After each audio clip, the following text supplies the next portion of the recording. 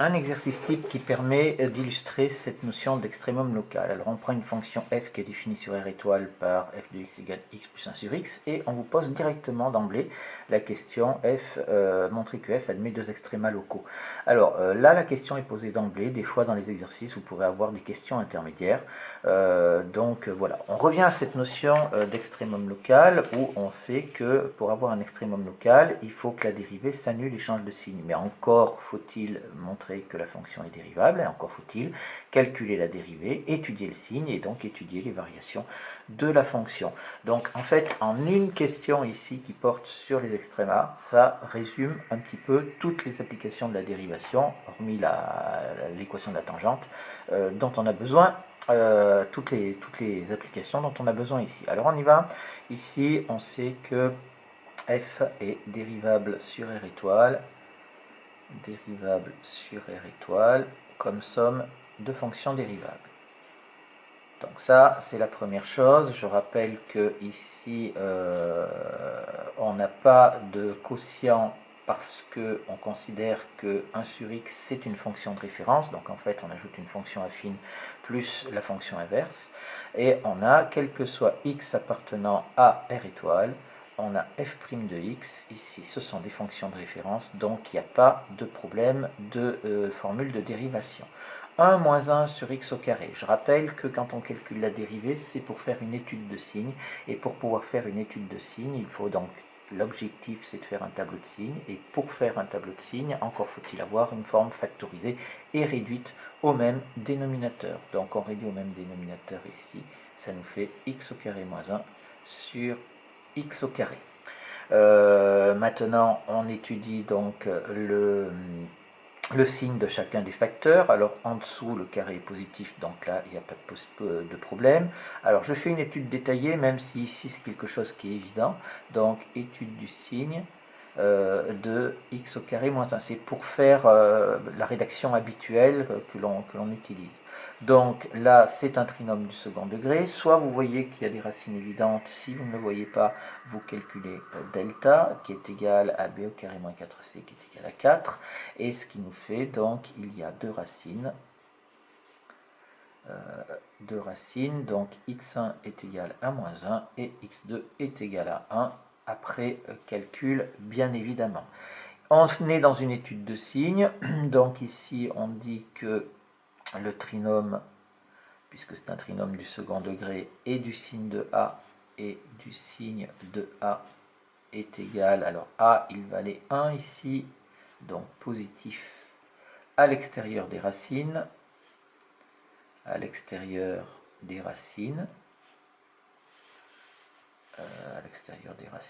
et on peut donc faire le tableau de variation comme ceci. On a donc là les valeurs de x ici. Ensuite, là, je vais avoir toutes les choses qui interviennent dans mon tableau. Donc, je fais un tableau de signes de la fonction dérivée. Donc, il me faut chacun des facteurs de la dérivée, tous les facteurs sans exception. Et je vais avoir après les variations de ma fonction. Alors, c'est un petit peu long. On revient là-dessus. Donc, j'ai x. Là, je vais avoir donc x au carré moins 1. Là, je vais avoir x au carré, et là, je vais avoir donc le signe de f' de x. Et là, je vais pouvoir faire la totalité. Et la dernière chose ici, j'aurai donc les variations de la fonction f. Alors, maintenant, ici, je vais de moins l'infini jusqu'à plus l'infini. Donc ça, c'est les bandes de mon tableau.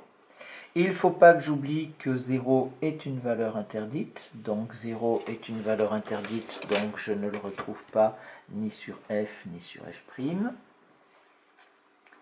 Si vous voulez mettre la double barre sur la totalité du tableau, vous pouvez, bien évidemment. Et pour x au carré moins 1, j'ai dit qu'il y avait deux racines, moins 1 et 1. C'est-à-dire que ça nous faisait 0 ici et 0 ici. Pour x au carré, je vais avoir, donc là je je symbolise un petit peu tout ça. Pour x au carré, j'ai 0 à cet endroit-là. Et donc, je vais avoir mes séparations qui vont être comme ceci. J'ai dit que le trinôme était positif à l'extérieur des racines, donc je vais avoir positif ici, et donc négatif à l'intérieur. Je rappelle que ces traits verticaux, c'est juste des traits d'alignement pour bien délimiter chaque zone, c'est-à-dire l'intervalle moins l'infini moins 1, l'intervalle moins 1, 0, l'intervalle 0, 1 et l'intervalle 1 plus l'infini, dans chacune des lignes du tableau. Donc ici, pour x au carré, 1 carré est toujours positif, donc là, il n'y a pas besoin de le justifier, c'est quelque chose qui est ultra connu. Maintenant, on applique la règle des signes, ça nous fait donc moins 0 et plus notre fonction. Maintenant, on a le signe de la dérivée, et donc on a les variations de notre fonction, qui est comme ceci, croissante ici, là, elle est décroissante, ici, elle est décroissante, et ensuite, elle est de nouveau croissante ici. On met les extrémités, là j'ai moins 1, donc je calcule f de moins 1, f de moins 1, la fonction étant très simple, il n'y a pas de souci, ça fait moins 1, ça fait donc moins 2, ici, et là j'ai f de 1 qui fait 2 à cet endroit-là. Voilà donc mon tableau de variations. Alors attention, j'ai les variations. Maintenant, je n'ai pas répondu à la question. Donc, qu'est-ce que je vais dire? Je vais dire tout simplement que f' de x s'annule et change de signe.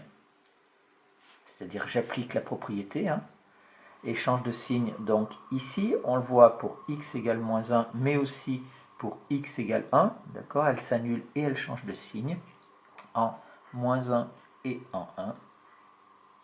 Donc, elle admet deux extrémas locaux pour x égale moins 1 et pour x égale 1. Deux points, on précise, un minimum, alors je commence par le maximum, un maximum local en moins 1 qui vaut f de moins 1 est égal à moins 2, et un minimum local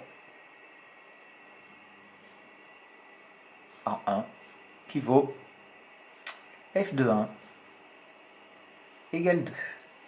Voilà donc comment est-ce qu'on traite les extrémas locaux pour une fonction qui est dérivable. Attention, attention, j'insiste, c'est-à-dire que ici, je vous ai posé qu'une seule question. Donc, je n'ai pas posé les questions intermédiaires et il faut bien faire la totalité.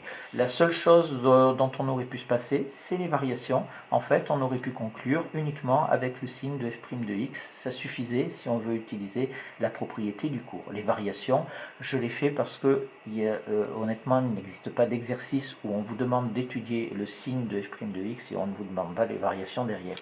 Donc, c'est quelque chose que vous allez faire systématiquement, même si ce n'est pas demandé.